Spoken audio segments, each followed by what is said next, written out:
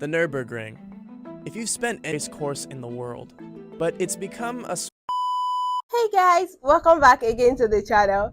Today we are going to be checking out why this German racetrack is the most dangerous in the world. I'm so curious to be doing this one with you guys, but if you're new here on the channel, I am Stella. Please consider liking, subscribe. Also feel free to use the Buy Me Coffee link below. That's one way you can support me. I love you guys, and let's see this video out together.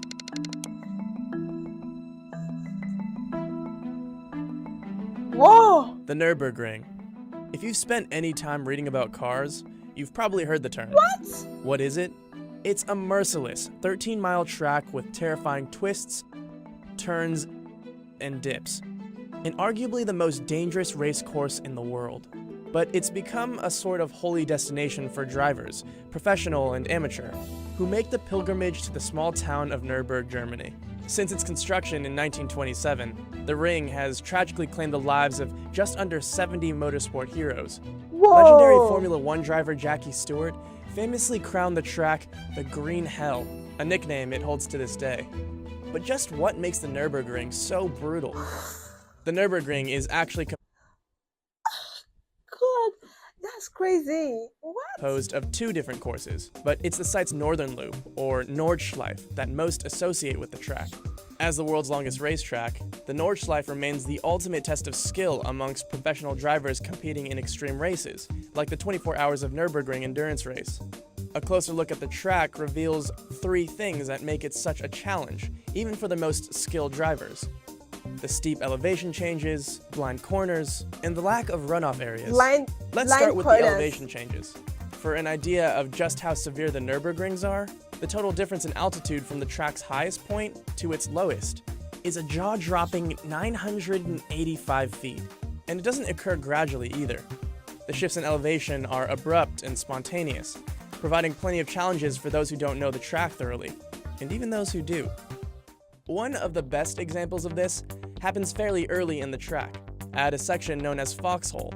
This section features 5 sweeping corners that can be taken at full speed, but it's at the last corner when the track goes into a steep downhill descent, then immediately elevates, that you feel more G-forces than you've ever felt.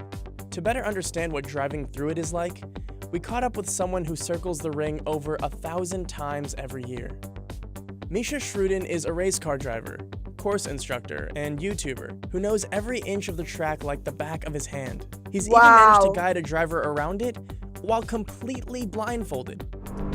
Wow. I continue going straight towards the left side of the track into the small white side ahead of me, following 3. He's a genius. You have Foxhole. It's very, very downhill descent followed by instant climb.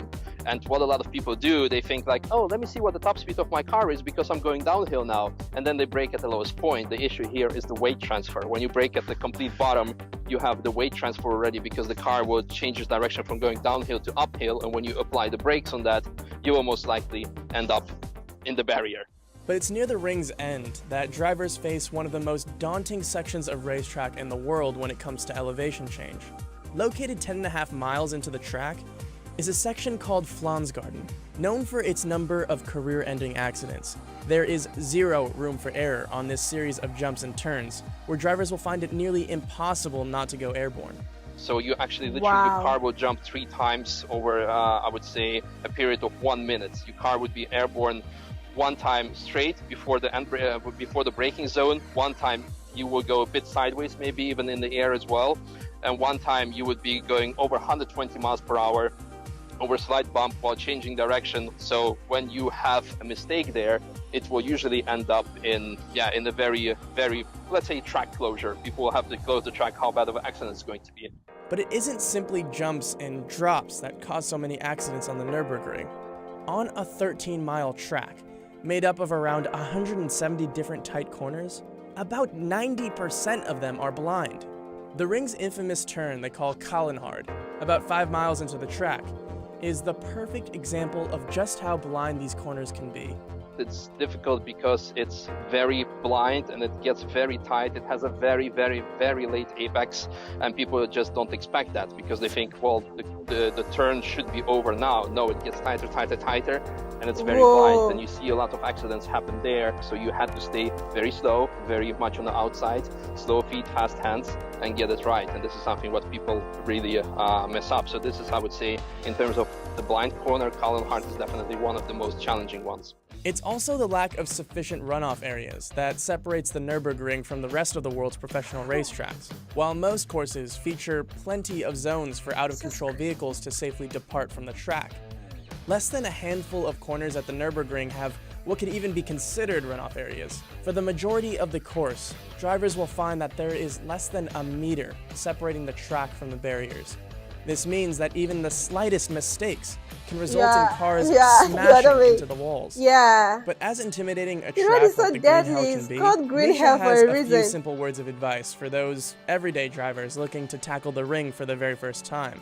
I always say you cannot impress here anyone after 93 years of history, but you can make everybody laugh. So make sure to be the person that does not make us laugh after ending up on YouTube for some bad crash video.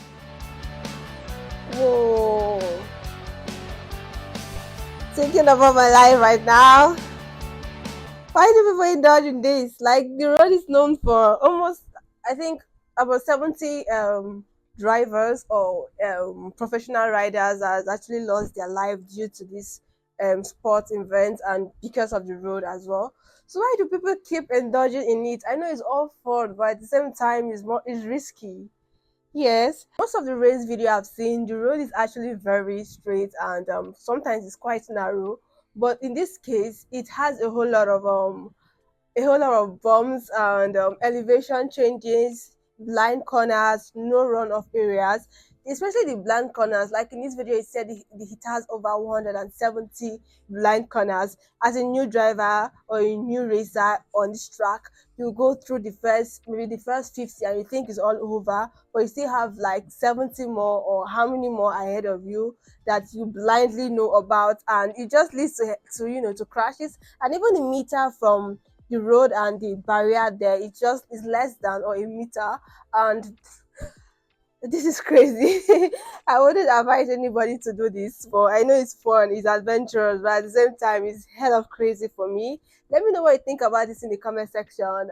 If you've ever run through this track, let me know that in the comment section. And to see this is as far back as the 90s, that's that's actually very fun, because these people had a lot of fun riding on this track. And the other guy that knows each and every part of this track like his back of his hand, wow, kudos to him big time. And let me know what you think about this video in the comment section. Please do not forget to like, subscribe to my channel. I love you guys. I'll see you guys on my next one. Bye, loves.